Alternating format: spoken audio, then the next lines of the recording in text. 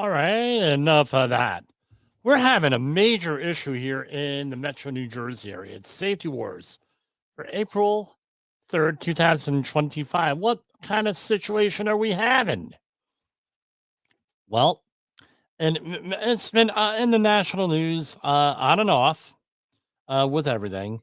Essentially, Ru- uh, New Jersey, and now this is shows you how things have changed since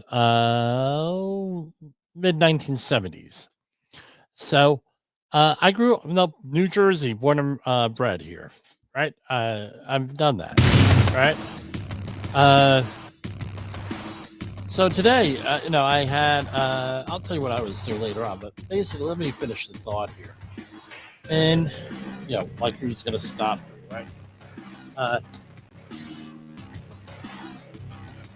so back in the 1970s, we had a requirement in school where we had to learn. I went to public school for 6 years.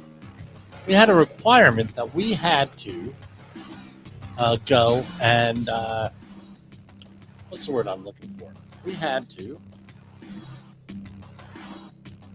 Okay, why is this not on? Hold on. Okay, I should be on the air. Oh, hopefully we're there. Basically, there was a requirement that we study New Jersey history. And part of that, and they broke out these textbooks from like the 1950s. Ripped and torn covers. This is Woodbridge School District for you. Ripped and torn covers, and writing in them, and everything else. And they mentioned all the. And what did they mention? They mentioned the. Right. They mentioned mines. Yeah, New Jersey at one time, children had a lot of mines. Okay, great. They had mines, and then that was it. And they said, well, some nickel mines, some this, and then there's the mine that I'm familiar with up in Stokes Forest, where they had hold on, where they had silver in and everything else. And what happens is a lot of these mines they're mapped out. Okay, here we are on the air. Now, so all these things are all mapped out. There are maps all over the place. You go up to the Sterling Mining Museum. I'll give them a plug because I enjoyed myself there. And it's like a trip back in time with how mines were managed back. And I think the Sterling Mine up in northern New Jersey, Bergen County, might have been Sussex, just the tip of Sussex. They closed in 1986. So people are very, no, it's recent history, and a lot of former workers, co-workers, families of workers, still come to visit the mine. A couple of guys died, and they got cremated, and they were put back into the mine there because they spent their lives there. But it's a step back in time on how safety was managed way back in the day there. And long story short, or short story long, as we say here on Safety Wars, the uh, New Jersey knows all about these places, right? And there's something like 300 mines or whatever. The earliest mine was like 1712. But what's my point? They know that they're there. There are maps that were there, and as we know, nature abhors a vacuum. Right? Nature abhors a vacuum. And when you have a void underground, eventually it's going to cave in. What kind of technology did they use to shore up these mines? Wood, stone, maybe some concrete later on. Eventually that's going to give way and you're going to have a void and you're going to have an issue. Now, what happened was they built a lot. No, one of these mines were cheap land, right? So Highways were built, schools were built, in some cases, apartment buildings were built on top of these old abandoned mines. And if you look, because now we are in, if you're in the New Jersey area, right, we're just getting out of, and in the Northeast, we're just getting out of uh, winter into spring, right? Spring was 2 weeks ago. And the leaves have not filled in yet. So you got these drone operators, right, going all the way through this whole area, and they're looking at all this stuff and everything else. And they're finding these old ponds, and the ponds, they're lining them up with like maps, and the maps, right? So what happened was most Route 80 was, let me think. How old is Route 80? When here, let's plug this into Google. When was Route 80 built in New Jersey? So Route 80 was built in stages from the 1960s to 1973. And just to let you know, it's in New Jersey, it starts at the George Washington Bridge and runs north, right? Runs from east to west across northern New Jersey. And where, if you know where the Delaware Water Gap is, that's where it goes right by. It's the Delaware Water Gap. And then into Pennsylvania, that goes across Pennsylvania and cross country. And I've been on the other end. The other end is north of San Francisco. And that's where the mothballed fleet for the U.S. Navy is right about where it ends. So this is a very, very long road. Uh, I've been on sections of it all over the country, all across, right, in my life. So 1960s this is built. This means this was most likely built in New Jersey, planned and everything else sometime in the 1950s. You have people there that are working on the project, I'm sure, and this is a little bit of speculation, but I don't think it's much speculation. They knew where the mines were, and they had plans and everything else. They put things over mines. Now, what happens? Now we're dealing with, depending on how what you want to call a generation, 20 years roughly. Now we are 3 generations after that. I imagine there are a couple of engineers or people that worked on the mines. I'm sorry, worked on the highway still around, but most of them are, hopefully happily retired down in Florida or St. John's, or they have met their reward, their internal reward, whatever that is. All right. So they're not there. So what do you lose is institutional memory. Nobody remembers that these mines were there. And it was like a big shock, right? When these sinkholes started showing up and they shut down Route 80 in both directions. In New Jersey speak about mile marker in 34. And no, and finding these things, and especially one apartment building, they determined back in 2012 when they were building it, from what I've read, that this wasn't a risk. So if you look at the hazard matrix table, let's pull one up here, right?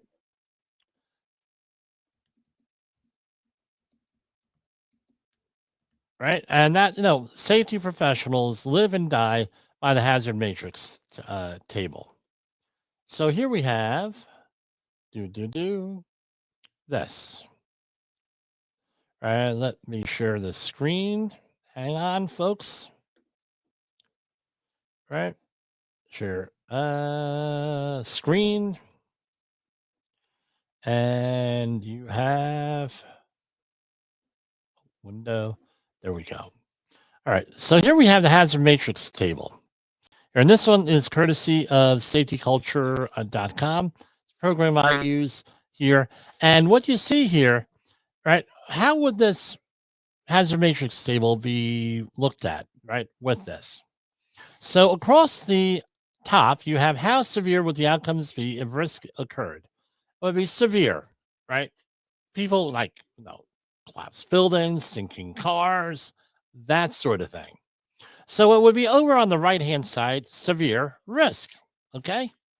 Now, on the left-hand side, you have what is no, back in 2012, this did not happen when all these assessments were done.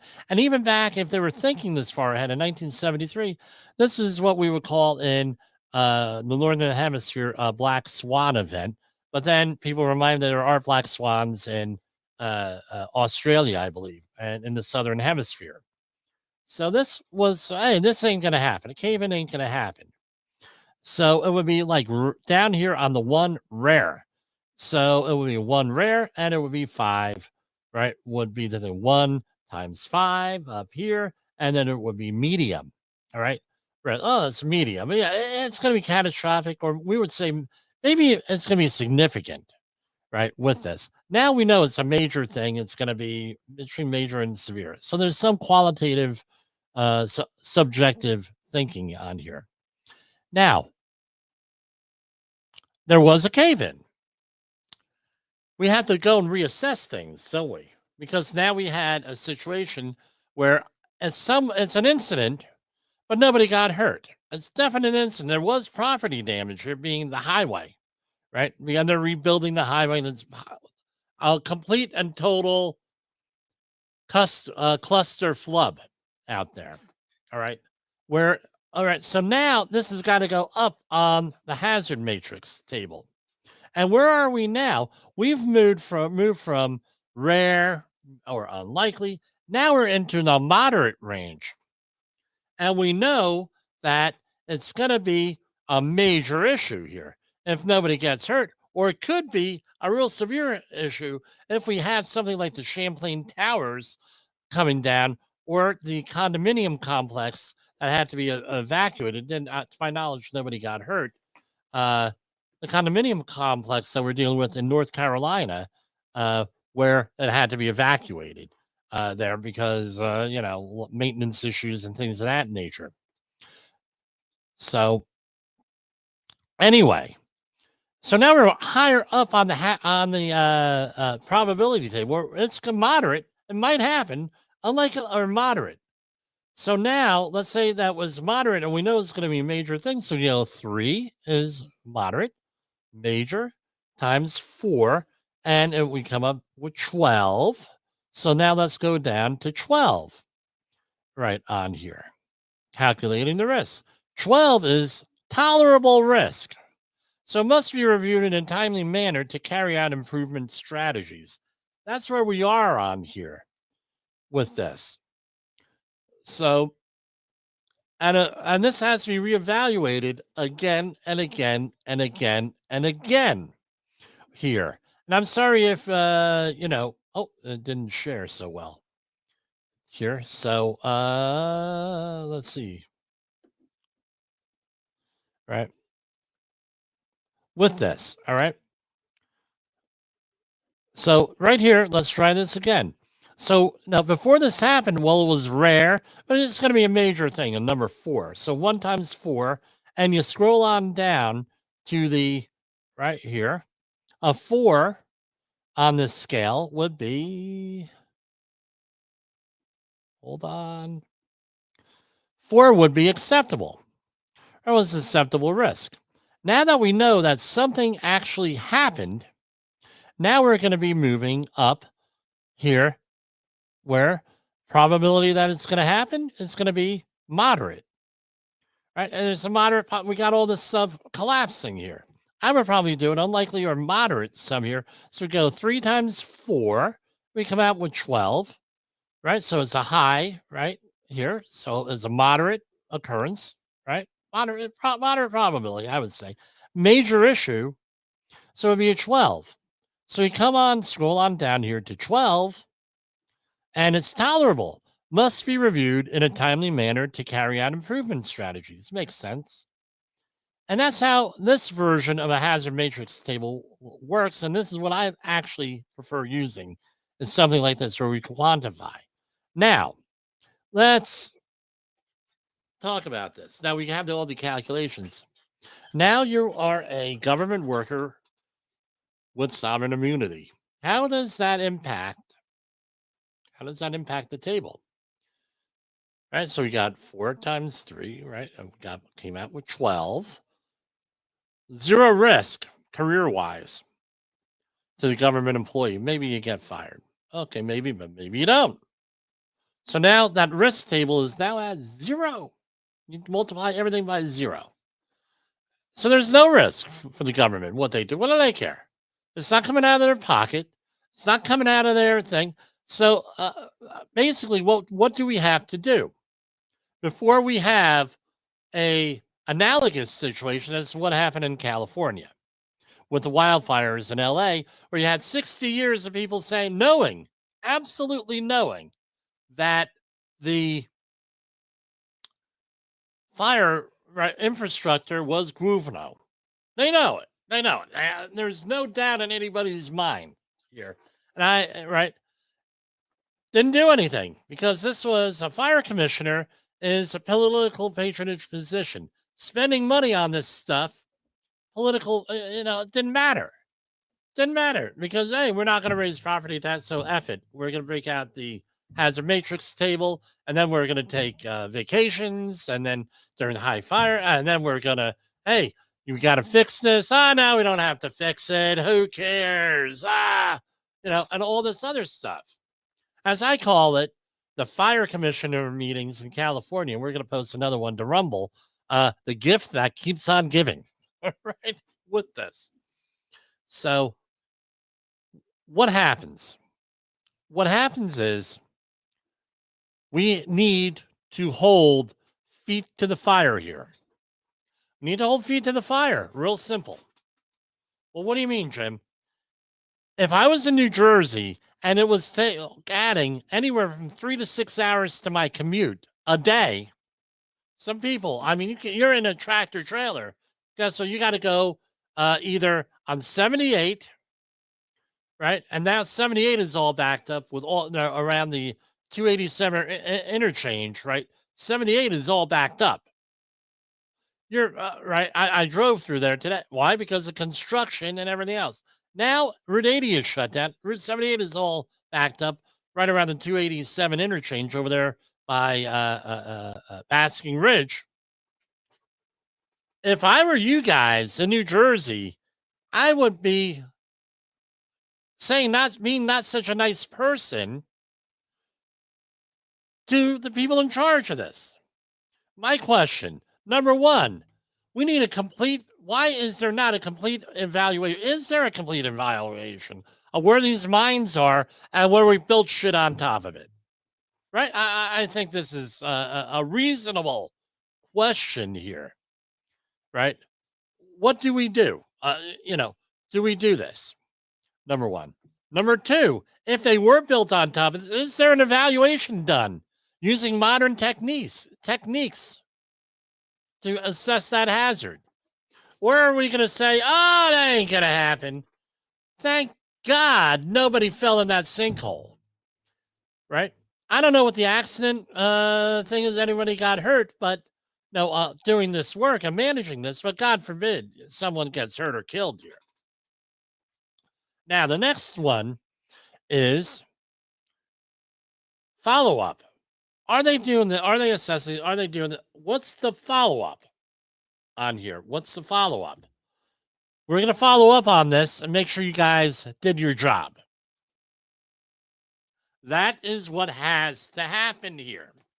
Now, you can say, well, Jimmy, that's Route 80. That's Route 80 in New Jersey.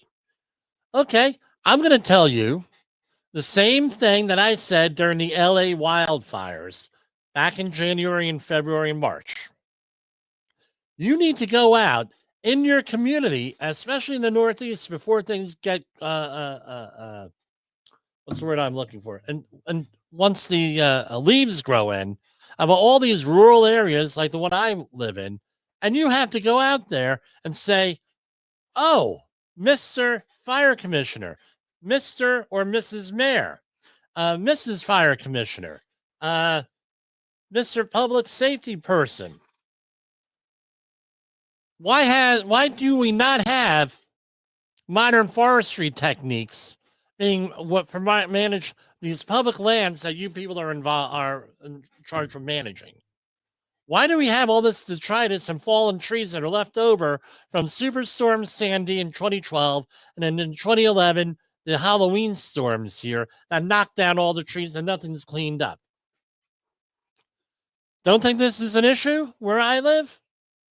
A couple years ago, we had a dude going down Palisades Parkway here, right about maybe other side of the mountain, maybe 3 miles up. Driving along. This is like the old bicycle joke. Well, how come your bicycle broke? Well, I was just riding along, right? JRA is what they used to call it back in the day. Well, the dude was just riding along. A tree fell from the Palisades Parkway onto his truck, killed him. So this is an issue where things are not being managed. Now, if you have an error, now here's something you don't want to know why I know this. All right, that because that's a story for another day, and we probably get our asses sued if I told you the whole story. For the government to be held liable for something in New Jersey, right? They have to receive notice. Unless the laws changed the last 20 years, they have to receive notice that there is an issue. Once they receive notice, and that is documented that they receive notice, now they're liable. So you go out in your community looking for safety hazards, and guess what? It's, hey, you got this safety hazard. You got this safety. I was in the sports fields a couple years back, and I found a safety hazard. I photographed it, sent it on over to the mayor. Hey, dude, this is it. Guess what? Sporting event was on a Saturday afternoon. Guess what? Monday morning, when we had another sporting activity there, done, remediated. I had done some makeshift stuff to block off the safety issue, but you know how people are. Done, taken care of, because they received notice. You can't fault them for not knowing what the fault, meaning, shame on you if they don't know something. But if they know it, now you can hold them responsible. Liability, are they liable? Yeah, they would have been liable, but so you got to let them know what the hazards are. So, for example, here's another one. You have the sidewalk and you have a street, and this is in New Jersey here, right? You have a tree between the sidewalk and the street. Chances are that is going to be a that's on the I believe it's called an easement or a right of way for the like the power companies. You're not, right? You have to go if a tree looks like it's going to go.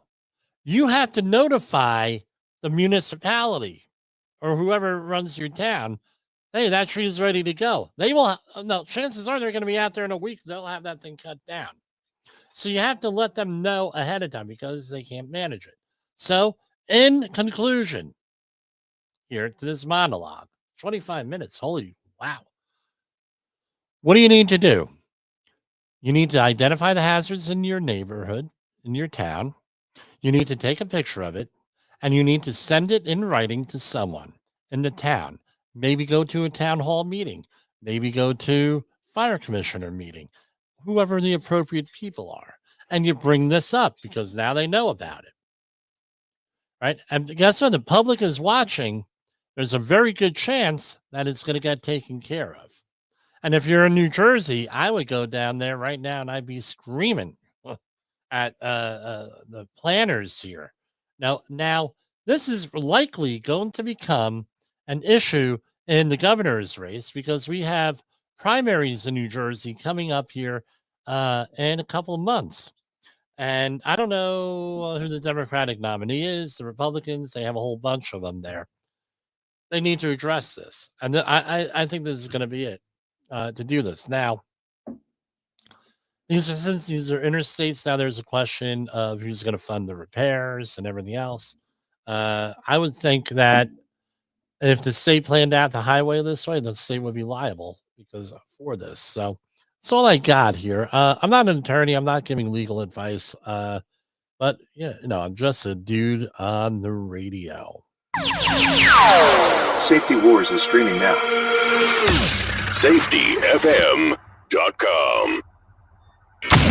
In the professional safety community, communication and planning are just a few keys to your program's success. The question many practitioners have is, where do I start? Dr. Jay Allen, the creator of the Safety FM platform and host of the Rated R Safety Show, has built a global foundation to help you along the way. Go to safetyfm.com and listen to some of the industry's best and most involved professionals, including Blaine Hoffman with the Safety Pro, Sam Goodman with the Hop Nerd, Sheldon Primus with the Safety Consultant, Jim Pozell with Safety Wars, Emily Elrod with Unapologetically Bold, and many others.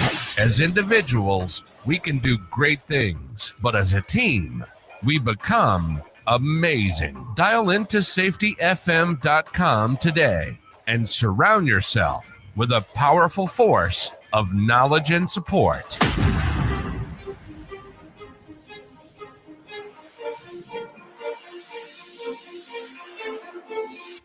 OSHA recordables, catastrophic losses, environmental disasters. You want answers? So do I. This is Jim Posel with Safety Wars. That's my daddy. All right. Yes, Jessica, I am your father. So, I took a class this week over at Rutgers. It was the OSHA 502 refresher training. I don't have the permission of the person who held it, but it is a very well-known individual in New Jersey that held this class. And he had to talk about AI. And as you know, we do use AI here. I mean, who else is going to write a show tune song about Route 80 here other than AI and the weird sense of humor of Jim Posel, right, who grew up listening to Weird Al. But anyway, Weird Al Yankovic, not Weird Al, upstairs. But anyway, I love it when you say that, right?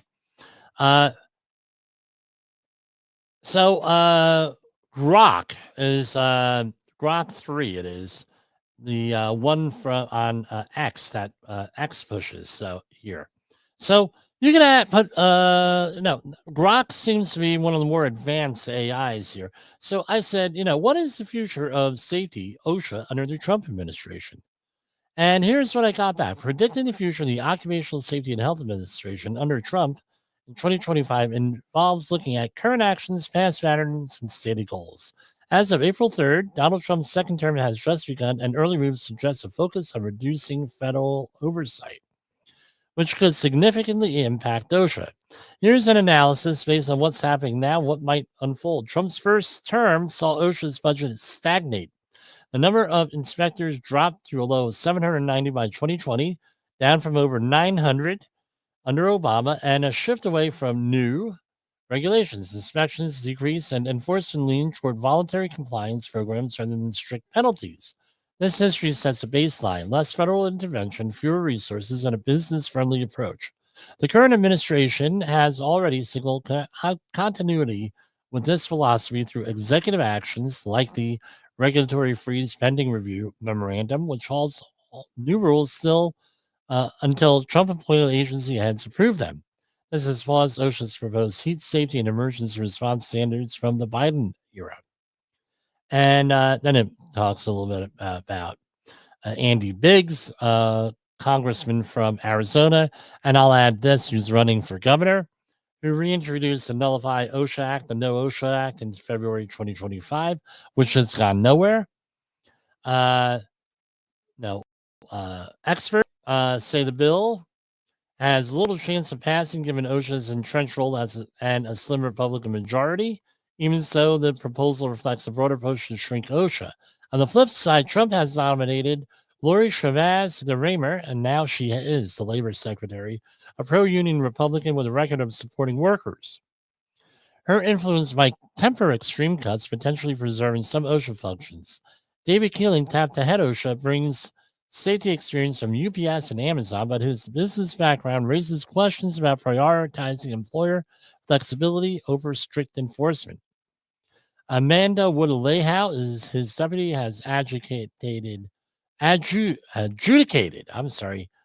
OSHA cases, suggesting a nuanced approach, though still likely aligned with the regulation. What's ahead? OSHA won't vanish. This is Grok. Abolishing requires congressional action, and that's improbable, but it'll face a leaner future, expect fewer inspections and rollback. The Supreme Court's 2024 Lover Bright decision. Apparently, there's two more pending decisions. Ending Chevron deference further limits OSHA's ability to interpret vague laws expansively. States with their own safety plans, like OSHA, like California, Oregon, and 25 other states, might step up, creating a patchwork of protections while federal OSHA shifts to voluntary programs, tech driven safety innovations, as Chavez the Remmer has advocated. Risks remain without federal OSHA, going on and on and on. Now, again, what are we to do here with everything?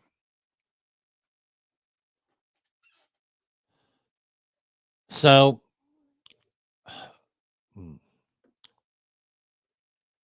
right now, if you're worried about this, right? Again, OSHA is the minimum, right?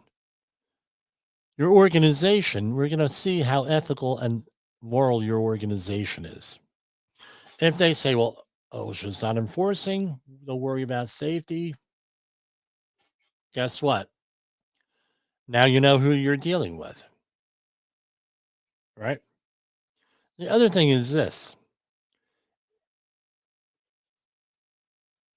your state, push your state to say occupational safety and health is too important for the federal government to manage. We're going to manage it ourselves. And I'm sure that's something that a lot of states could run on, a lot of politicians could run on, right? Oh, with whoever's running, hey, how about we manage our own affairs? That's another option. Companies, again, and I'll include labor unions on here, could work towards better state working safely. There are other options. Just because because let's say the garbage men are on strike doesn't mean that now we're allowed to dump garbage all over the streets. Just because OSHA is not as active does not mean that we can't hold people accountable in our organizations or anything else. So, a different point of view. I'm all for getting involved, pushing out that Jim. That's no. That I know I'm going to hear. You're unreasonable. Okay, I'll be unreasonable then. In 2000, there's a couple of political candidates out there that were pushing tariffs and either reducing or eliminating the federal income tax. As of April 2nd, yesterday, that's not such a foolish thing anymore, is it? Because it took them 20 years to do it. They're in for a long haul. Political change here, advocating for, especially in the blue states, hey, let's regulate private employees here. Got to start the journey somewhere and have the state run it. That's my solution. Fight the safety war where you are. Don't worry about what the hell they do in Washington. All right. And we're going to get on with some, I haven't been in, I've been in school all week, holding everything in. So, we'll go on back with some music. Hold on. And what are we going to do with this? Hold on.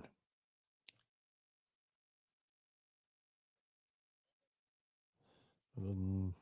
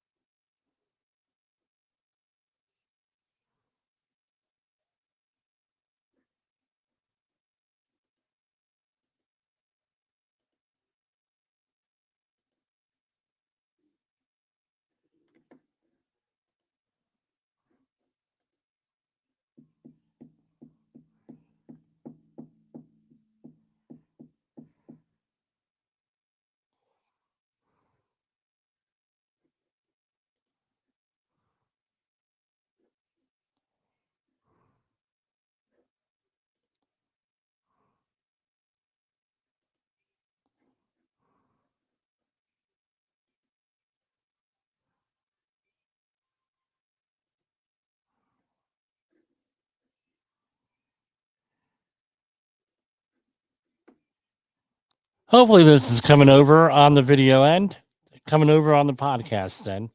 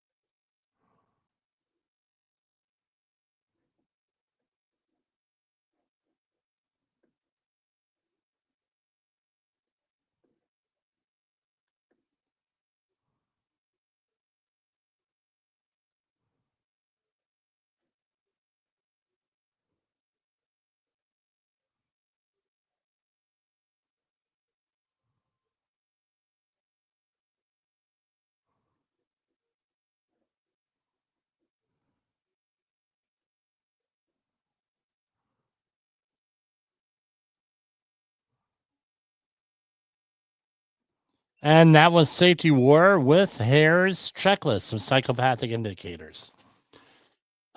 Yes, right. So here we are. We're going to run through some of the press releases here.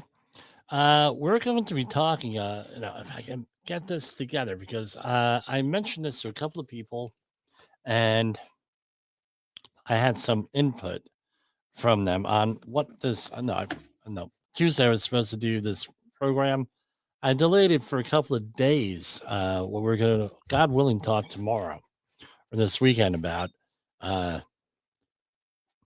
lot of information on what I want to talk about.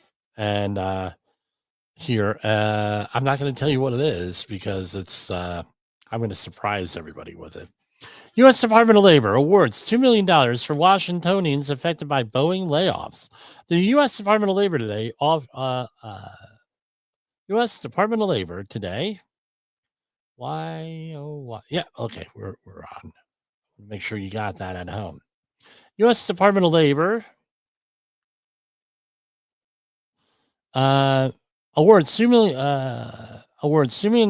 for. Hold on.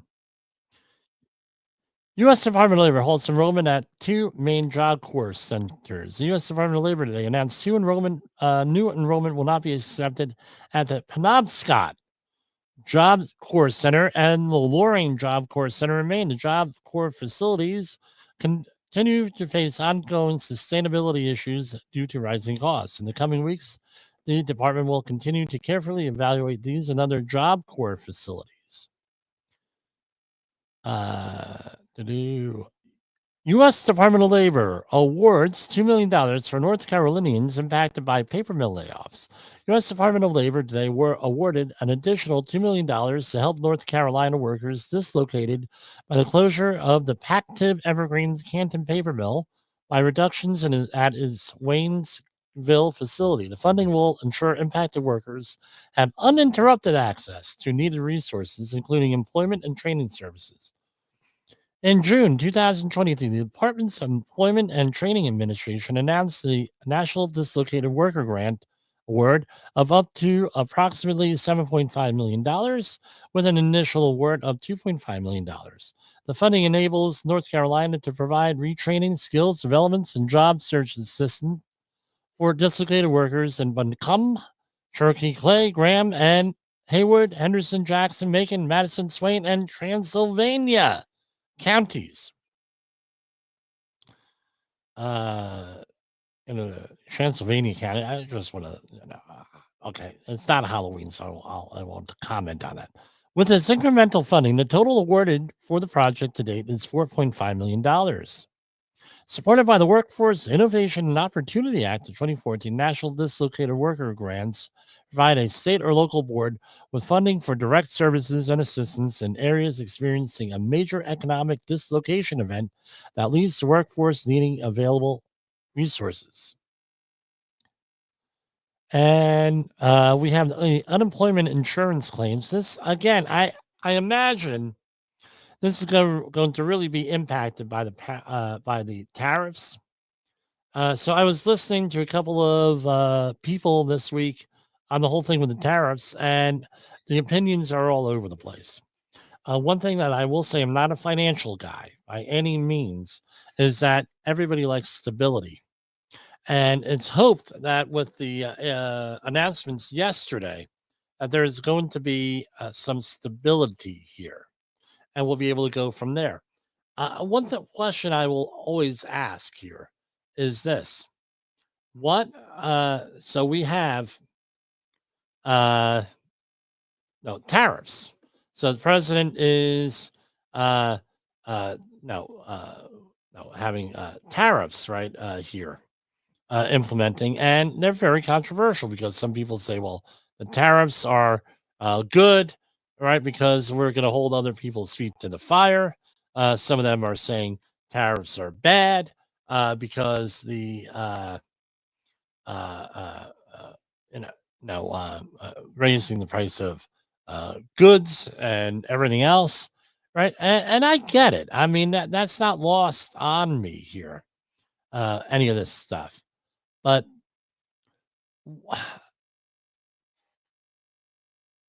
let me ask this question. Other countries have tariffs against us. What reportedly one of the first acts of Congress back in 1791, 1790 was to initiate tariffs. And they were good up until until really World War II. And no, some economists blame tariffs for the uh, Great Depression, right? Some people say no, not so much. So the uh, uh, they can do it to us. Why can't we do it to them? Well, what do you mean? You mean pain for pain, Jim? No, I do not mean pain for pain. I mean, why is it that we cannot tariff other countries? Now, I think I mentioned this before. I was mentored by a former ambassador to the UN, even though, okay, yeah, ambassadorships are lifetime titles. And he said, look, when we negotiate in the UN, right? Well, the idea is game theory. We're half and half. You meet somebody halfway. You lose a little bit, they lose a little bit, you gain a little bit, right? Horatio efficiency, where everybody is better off, right? And you minimize the people who are worse off. So, uh, when we go to the UN and when we negotiate these international treaties, the we give concessions right off the bat. We don't advocate for our position so well. We give concessions right off the bat. So rather than a 50-50 type thing, or as close to 50-50 as possible, is 70 in the other entity's favor. Right? 70% in their favor, 30% in our favor. And there's no equity. And I believe that's what the president is talking about here. But the fact of the matter is, pain for pain does not work. Well, here, and I know there's going to be some Republicans out there that are like, well, Jim, you're not a true conservative. Jim, you're not this, you're not that. And I'm going to get some crap over it. But none of these treaties were negotiated, right? And even at the time, if you're paying attention, right, NAFTA, right, late 80s, America Free Trade uh, uh, uh, agreement, right? Ross Perot pointed this out in 1992. All of our jobs are going to leave. So now we have 33 years of this. Some of those jobs are not coming back. Well, it is. There people, right, are unless no, we can't find some at-risk people. People don't want to do a lot of these jobs, these manufacturing jobs. Some of the things I went overseas, let's remember, clothing manufacturing. Went overseas, went to Mexico. So like low end stuff, you look at shirts, right? Made in Taiwan, made in Vietnam, Thailand, everything. A lot of these things are not coming back. Now we have all this going on with the tariffs, but what other people don't realize, and we've mentioned this on the program all over, and I was just listening to another program on this Tuesday night. Demographics. The demographics are all screwed up in this in our country, and more so in the rest of the world. Demographics are what drive the economy. And it's believed that people are not being honest with the demographics stuff, which we're going to talk about, God willing, tomorrow this weekend here.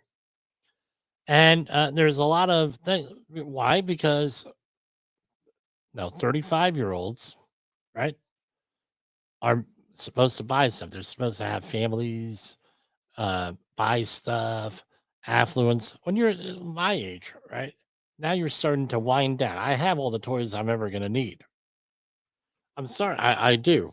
Uh, that's a story for another day where we had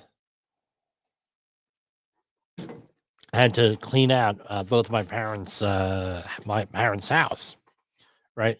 And you get sick and you do that. And you're like, you know what? I'm not going to do this to anybody else in my life. So you start getting rid of stuff. You're not buying stuff. No, what do I spend money on? Books, right? And business expenses. That's it. I don't know. Personal stuff doesn't really happen, right? I walk around with safety war shirts, right? That sort of thing. But what's my point here? There's a lot going on, a lot of moving wheels here. We don't know how this is going to happen, what's going to happen because we have a whole financial system. So we'll see. Let's go back to sharing here because sharing is caring. Right. Ooh, wow. Okay. So here we have the seasonally adjusted data here. Okay, I got to stop sharing that.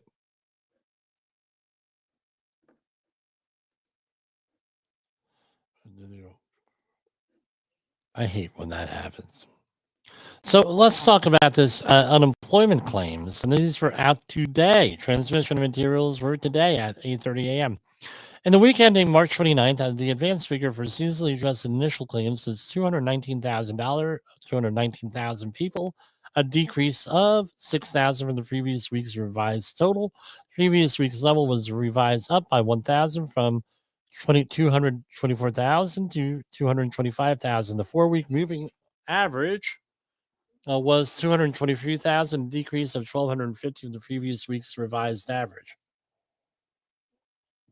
Remember, these all get revised here. So any of these tariffs and stuff have not hit yet with this. U.S. Department of Labor awards $2 million for Washingtonians affected by Boeing layoffs. U.S. Department of Labor today awarded $2 million in Washington to help workers dislocated by Boeing's company-wide reductions. The funding will ensure impacted workers will have access to needed resources, including employment and training services. Administered by the Department's Employment and Training Administration, this National Dislocated Worker Grant enables Washington to provide job search assistance and follow-up services for workers affected by the layoffs, including more than 2,000 in King and Snohomish counties here. So again, that's a dislocated worker grant on that. So let's see what else we have. We already talked about that. And this is from April 2nd. I'm not going to share it, but U.S. Department of Labor awards $2 million for North Carolinians impacted by paper mill layoffs. U.S. Department of Labor today awarded an additional $2 million to help North Carolina workers dislocated by the closure of the active right. And we already mentioned that, I think. And with that, what else we got going on here? Okay, we have 8 minutes left here. So, Jay Allen sent me over this story here, right, on NIOSH. And it's been all over the safety verse out there. You like that? Instead of universe, it's safety verse. And it is a NIOSH. RFK's juniors layoffs expected to gut worker safety agency NIOSH. So most people have never heard of NIOSH.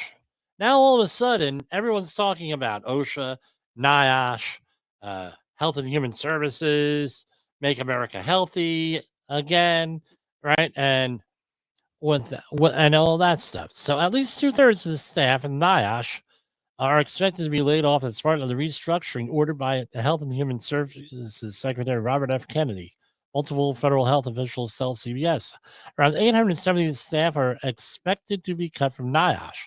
Multiple leaders within the agency were told in recent days out of the 10,000 workers that are slated to be laid off from across the HHS services this year.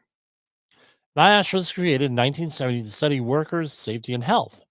Workplaces often turn to the agency to investigate outbreaks and injuries, like after deadly fungal outbreak that shuttered a Michigan paper mill in 2023. However, multiple officials said the new health hazard evaluation programs by NIOSH have been paused for several weeks, and travel and communication restrictions imposed soon after the Trump administration took over.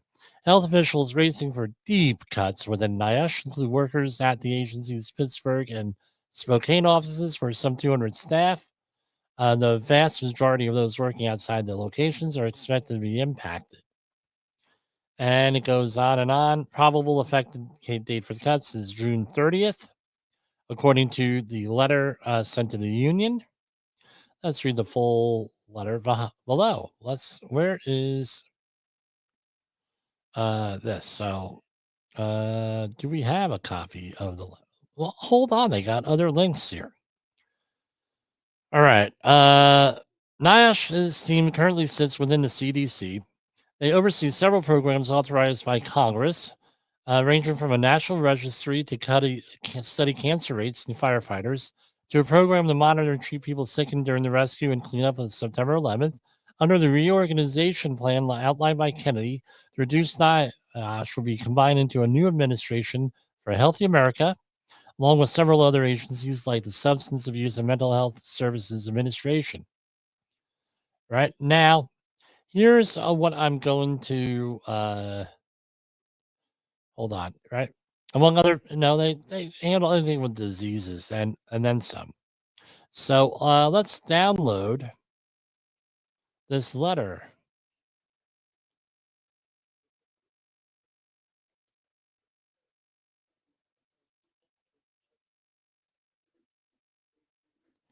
No, can't, not letting me do that. I hate when they do this.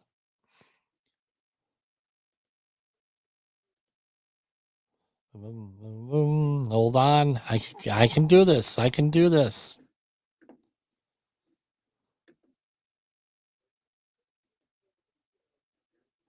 All right. All right. Dear AFGE local, that's the 1916. It's from the department. Let's share this. Hold on.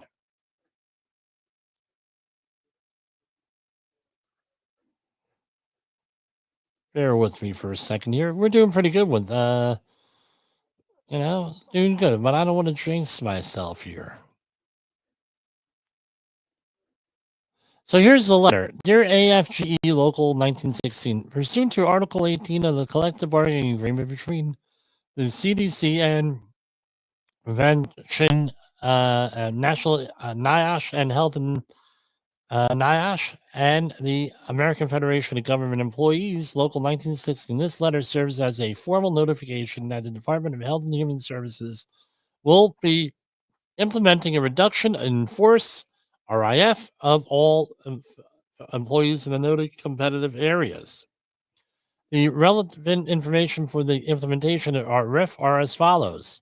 Probable effective date is June 30th. Competitive areas, and it's the whole alphabet soup of things, of government agencies here.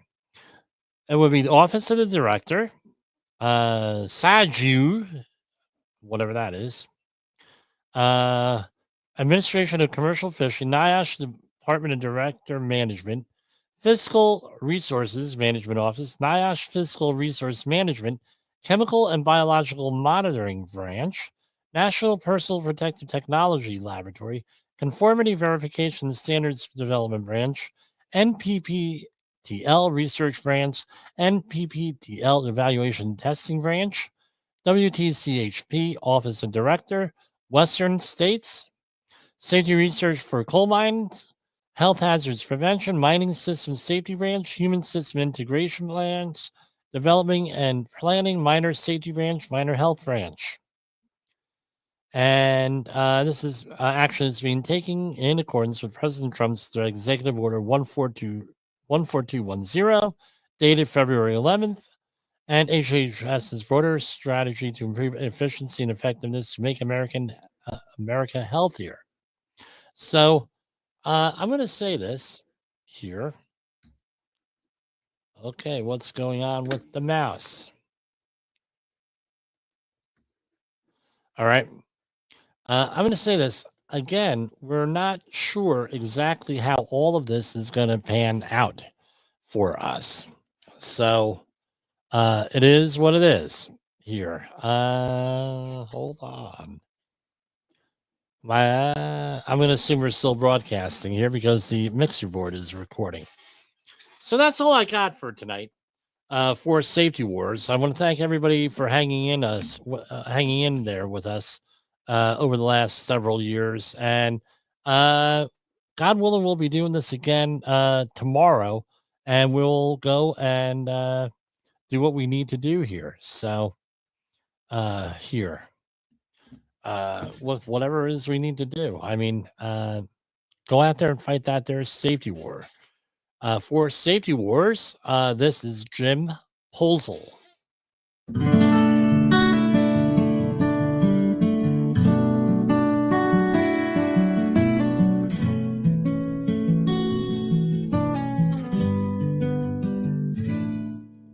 Cities burning, skies are crying. Smoke and ashes keep us sighing. Homes are gone. Hi, this is... The views and opinions expressed on this podcast are those of the host and its guest and do not necessarily reflect the official policy or position of the company. Examples of analysis discussed within this podcast are only examples. They should not be utilized in the real world as the only solution available, as they are based only on very limited and dated open source information. Assumptions made within this analysis are not reflective of the position of the company. No part of this podcast may be reproduced, stored in a retrieval system, or transmitted in any form or by any means, mechanical, electronic, recording, or otherwise, without prior written permission of the creator of the podcast, Jay Allen.